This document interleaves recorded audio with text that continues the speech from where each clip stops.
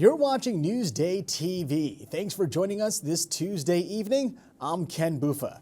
Topping your headlines, former President Donald Trump has been found liable for sexually abusing writer E. Jean Carroll.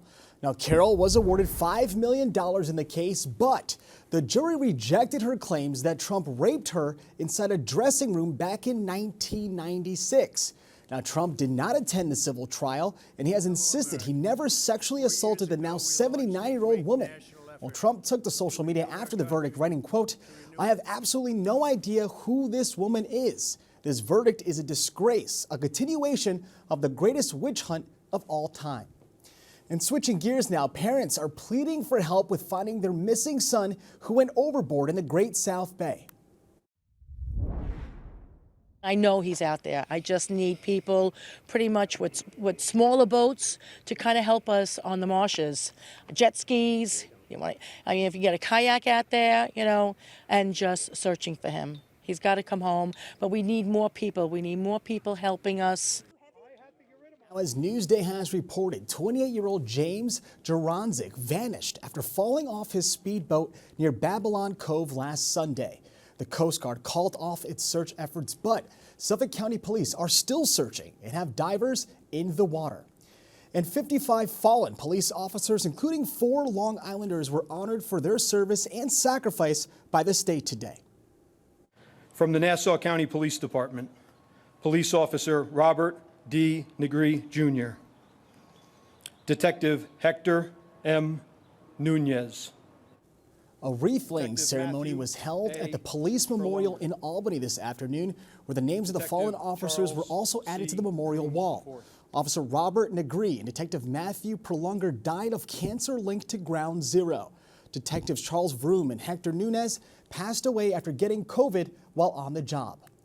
And the loss of a child is something no parent should have to go through, but in their grief, some local moms and dads are coming together for a purpose. Newsday TV's Cecilia Dowd tells us why. I just recently lost my son April 4th of this year. He was 28 years old.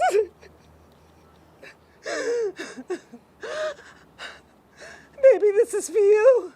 I'm being strung for you. We have to save lives. I lost my son, my only child, Maxwell, in 2011. Max was on a good path. And then it was just one time that he put the needle in his arm and he died. On National Fentanyl Awareness Day, a plea from those who lost loved ones. I need this to stop.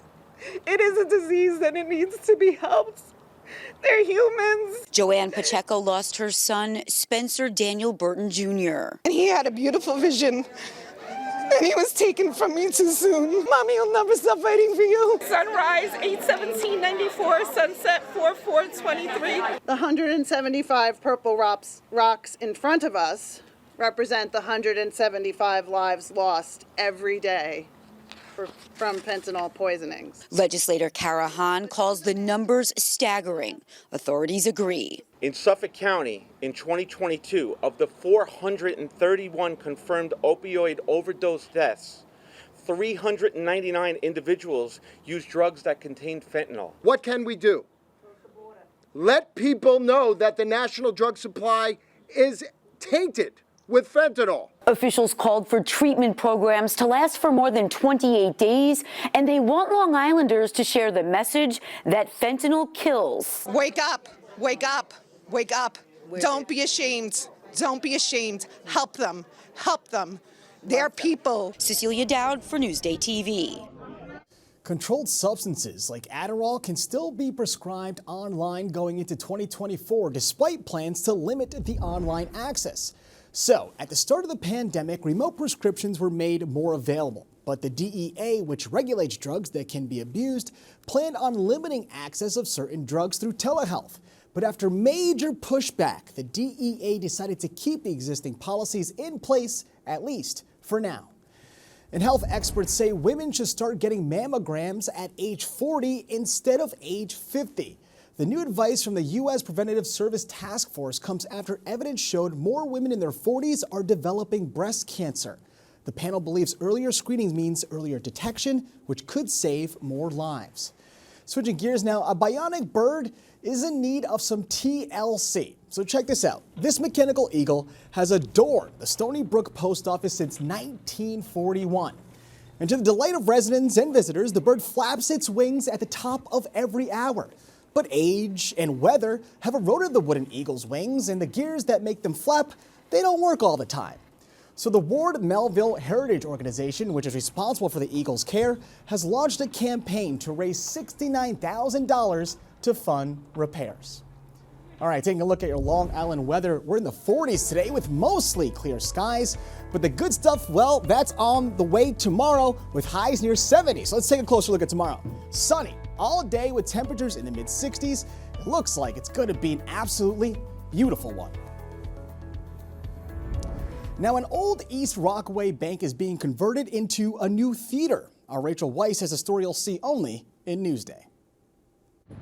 Outside, it's a bank built in 1930, but inside, a transformation is taking place. This is the dream of Tony Leone. He and his wife Marla D'Urso bought this building 3 years ago and are converting it into a performing arts space. They'll call it the Strong Box Theater. I was an actor in the theater in the Buffalo circuit, and I always wanted to have my own theater. We made an appointment, saw the bank, and we decided basically on the spot that this was it. So far, the building has been gutted, but the biggest task of all was to remove that one enormous fixture that you'll find in any bank. Right now, I'm standing in the spot where the vault used to be. But there are some elements of the building that will stay exactly the same. We're going to preserve the facade of the bank. It's called Strong Box, so we want to kind of keep that bank theme going.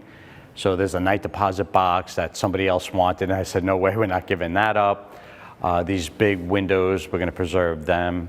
And we have preserved the doors of the safe deposit boxes to use those as a design element. And of course, that 10-ton vault door isn't going anywhere. Tony and Marla also bought the property next door, so soon the adjoining wall will come down to open up the space even more. The Strong Box will showcase the work of original musicians, dramas, and comedies. We want to be a home for new talent, so that's part of the model. Rachel Weiss for NewsdayTV. And how cool is that vault door? Now, to read more on the theater renovation, just go to our homepage and click Get More below the NewsdayTV video box.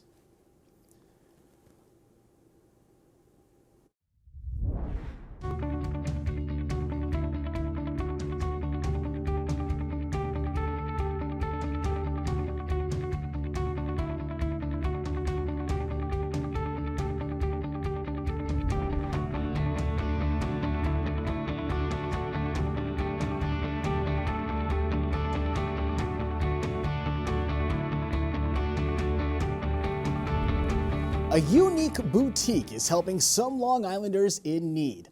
Our Elisa DiStefano has a story you'll see only in Newsday. Every day for the past 40 years, there is a line down that block to receive a free hot meal from the Inn in Hempstead.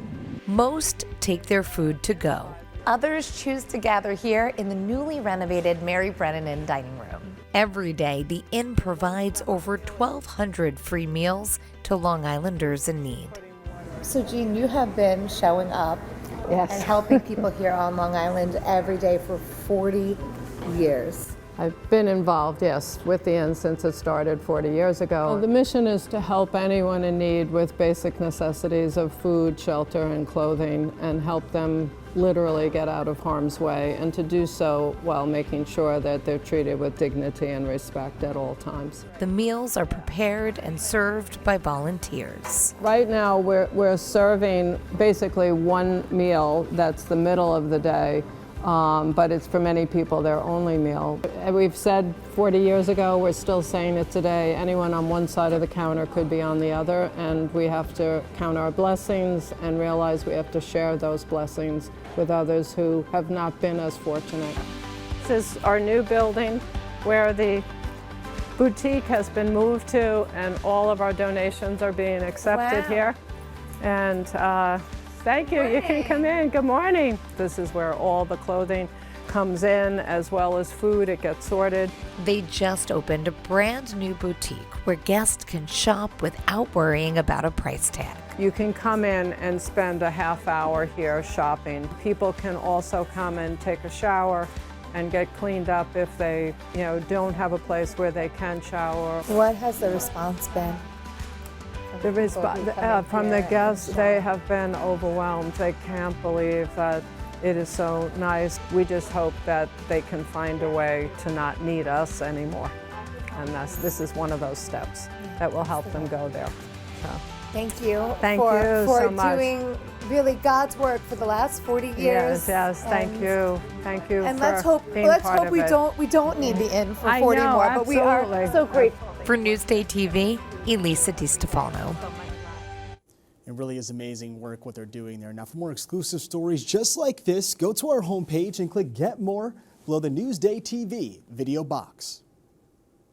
Get more of the stories you've seen on Newsday TV at Newsday.com. Plus breaking news, investigations, things to do, restaurants, and other Long Island news you can't get anywhere else. At Newsday.com, covering Long Island like no one else can. You're watching Newsday TV. I'm Ken Buffa. Thanks for spending part of your day with us. We leave you now with a look at your 7-day forecast.